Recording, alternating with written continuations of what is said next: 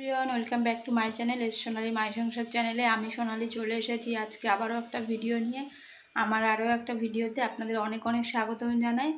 আশা করছি আপনারা সকলেই খুব ভালো আছেন। আমি এবং আমার পরিবারের সকলেই খুব ভালো আছি। তো আজকে চলে এসেছি একটা রেসিপি নিয়ে। তো রেসিপির ভিডিওটা আপনারা সঙ্গে থাকুন আর দেখতে থাকুন। কেমন লাগলো অবশ্যই কমেন্টের মাধ্যমে জানাবেন। ভালো লাগলে লাইক কমেন্ট করে শেয়ার করে দেবেন বন্ধুদের মাঝে। তো চলুন দেখতে থাকুন আমার আজকের রেসিপিটি কী দিয়ে শুরু করছি।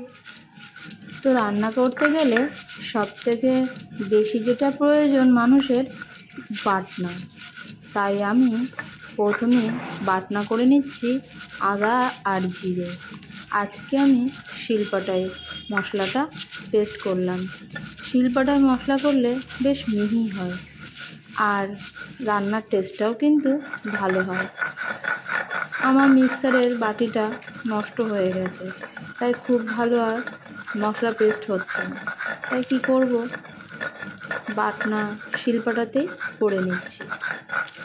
আদা জিরেটা আমি সুন্দর করে পেস্ট করে নিচ্ছি।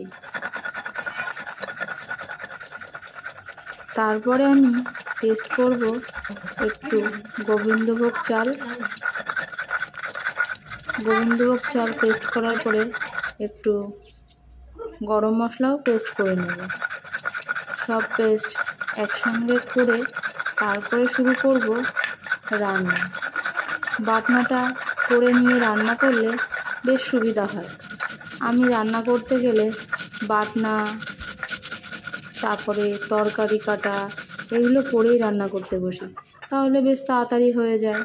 আর না হলে রান্না করতে করতে এই সমস্ত করতে না খুব দেরি হয়ে যায়। তো দেখো, আমার গোবিন্দভোগ চালটা পেস্ট করা হয়ে গেল। এরপরে করে নেব একটু গরম মশলা পেস্ট। তারপরে চলে যাব রান্না। তো আমার সঙ্গে থাকো, আমি কিভাবে রান্না করছি আজকে তোমাদের সঙ্গে শেয়ার করব। এইভাবে রান্না আমি আজকে প্রথম করলাম, এর আগে কখনোই করিনি। প্রথমে দেখো, গ্যাসে কড়াইটা বসিয়ে দিয়েছি আর কড়াইটা গরম হয়ে গেছে। এখন দিয়ে দিচ্ছি সর্ষের তেল। তোমরা চাইলে রিফাইন অয়েলও ব্যবহার করতে পারো, সেটা যে যেরকম খায় তার উপর নির্ভর করে। কেউ তেল কম খায়, কেউ বেশি খায়, কেউ রিফাইন অয়েল খায়, কেউ সর্ষের তেল খায়। তারপরেই দেখো, আমি একটু মশলা দেখিয়ে নিচ্ছিলাম তোমাদের। তারপরে আমি তেলটা গরম হয়ে গেছে, এখন আলুটা ভেজে নেব। তো সবার প্রথমে আমি আলুটাকে ভেজে নিচ্ছি। আলুটাকে বেশ লাল লাল করে ভেজে নিতে হবে। আলুটা আমার লাল লাল করে ভাজা হয়ে গেছে, এখন আমি আলুটাকে তুলে নিচ্ছি। তোমাদের কাছে অনুরোধ করব, তোমরা এভাবে একবার খেয়ে দেখো। তারপরে দুটো তেজপাতা, একটা শুকনো লঙ্কা আর কিছু সাদা জিরে আমি ফোড়নে দিয়ে দিলাম। ফোড়নটা বেশ ভাজা ভাজা হয়ে গেলে, কালারটা একটু হালকা চেঞ্জ হয়ে গেলে দিয়ে দেব চাল কুমড়ো কেটে রেখেছি, সেটা দিয়ে দিলাম। তোমাদের যদি রেসিপিটি ভালো লাগে তাহলে অবশ্যই একদিন করে খেও, দেখবে খুব সুন্দর লাগবে। জানি আমার থেকেও ভালো রান্না করতে পারো তোমরা, তবু আমি কীভাবে রান্না করি সেটাই তোমাদের সঙ্গে শেয়ার করলাম। আমি এই প্রথম করলাম এই রেসিপিটি, আমার কাছে খুবই ভালো লেগেছিল। তাই তোমাদের কাছে অনুরোধ করছি, তোমরা একটু করে খেয়ে দেখো, তোমাদের নিশ্চয়ই ভালো লাগবে। অনেক সময় কথায় বলে, সবার কাছ থেকেই শেখার আছে। ছোট বড় সবার কাছ থেকেই সব কিছু শেখার আছে। আমি অনেক কিছু জানি বলে যে শেখার কিছু নেই, এমন কিন্তু না। শেখার কোনো শেষ হয় না।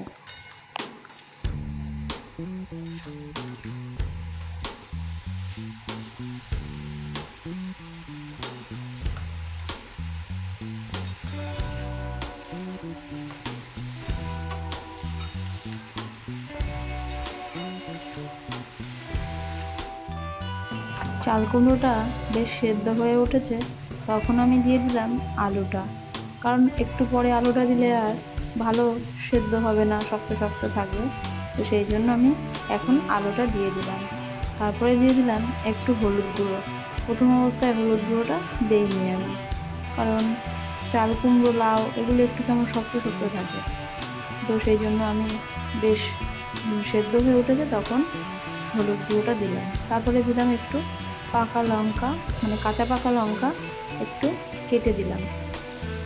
তারপরে দিয়ে দিচ্ছি আদা জিরে পেস্ট করে রেখেছিলাম, সেই আদা জিরে পেস্ট আমি এখন দিয়ে দিচ্ছি। আদা জিরের পেস্টটা যার যেমন সবজি থাকবে সেই পরিমাণ অনুযায়ী দেবেন। আমি এখানে আমার যেমন সবজি সেই পরিমাণ অনুযায়ী আমি এখানে আদা জিরে বাটাটা দিচ্ছি। আদা জিরে বাটাটা দেওয়া হয়ে গেছে। এখন আমি দেব গোবিন্দভোগ চালের যে পেস্টটা করেছিলাম সেইটা। দুটো দেওয়া হয়ে গেল। তারপরে এবার একসঙ্গে আবার নাড়িয়ে নেব।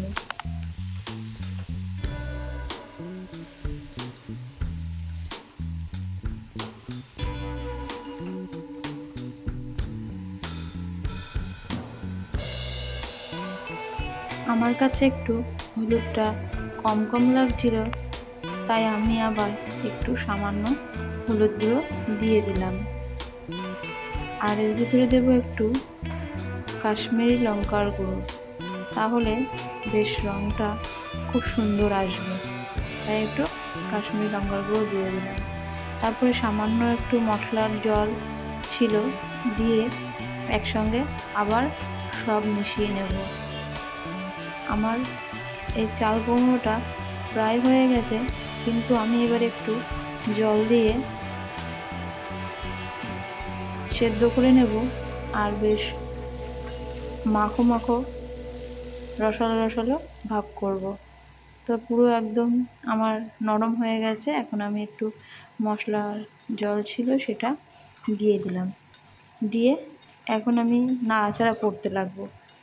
কারণ যেহেতু চালের গুঁড়ো দিয়েছিলাম, মানে চাল বাটা দিয়েছিলাম, সেই জন্য লেগে যাওয়ার সম্ভাবনা থাকবে। একটু ঢাকা দিয়ে দিয়ে বেশ আমার তরকারিটা একদম হয়ে গেছে। এখন আমি একটু চিনি দিয়ে দিলাম, তারপরে একটু ঘি দিয়ে দিলাম, তাহলে টেস্টটা খুব সুন্দর আসবে। দিয়ে সব আবার নাড়িয়ে চাড়িয়ে এখন আমি একটু দিয়ে দিচ্ছি গরম মশলা বাটা। এটা আমি আজকে নিজের মনের মতো করে রান্না করেছিলাম, কেউ বলে দেয়নি আমাকে এইভাবে রান্না করতে, নিজের মতন করে রান্না করলাম। আর এই দেখো আমার তরকারির ফাইনাল লুক। খেতে এত সুন্দর হয়েছিল তোমাদেরকে কি বলবো। নিজে রান্না করে নিজের গুণ গাচ্ছি না, তবে আমি যে এত সুন্দর রান্না করতে পারি আমি নিজেই জানতাম না। বন্ধুরা, আজকের এই চাল কুমড়োর রেসিপিটা তোমাদের কেমন লাগলো অবশ্যই কমেন্টের মাধ্যমে জানাবে। আর লাইক কমেন্ট করতে একদমই ভুলবে না। যদি রেসিপিটি আপনাদের ভালো লেগে থাকে তাহলে অবশ্যই নিজের আপনজনদের কাছে ভিডিওটি শেয়ার করে দেবেন, যাতে আমার মতো তারাও বা আপনারাও এভাবে করে খেতে পারেন।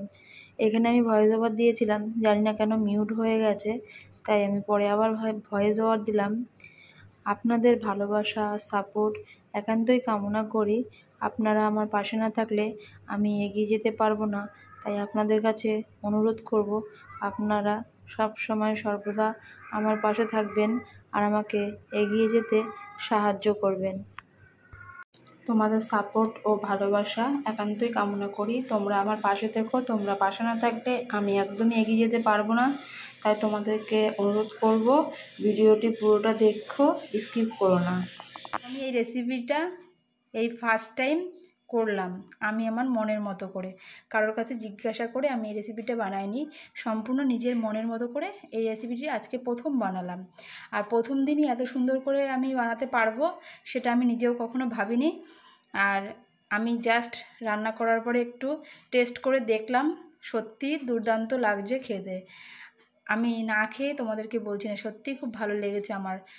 মানে আমি এত সুন্দরভাবে করতে পারবো আমি নিজেও ভাবিনি। খেতে খুবই সুন্দর হয়েছে। তোমরা পারলে একবার চেষ্টা করো, ট্রাই করো, তো আজকের মতো আমি ভিডিওটা এখানেই শেষ করছি। সবাই ভালো থেকো, সুস্থ থেকো, সাবধানে থেকো। আজকের মতো বিদায় নিচ্ছি বন্ধুরা, টাটা।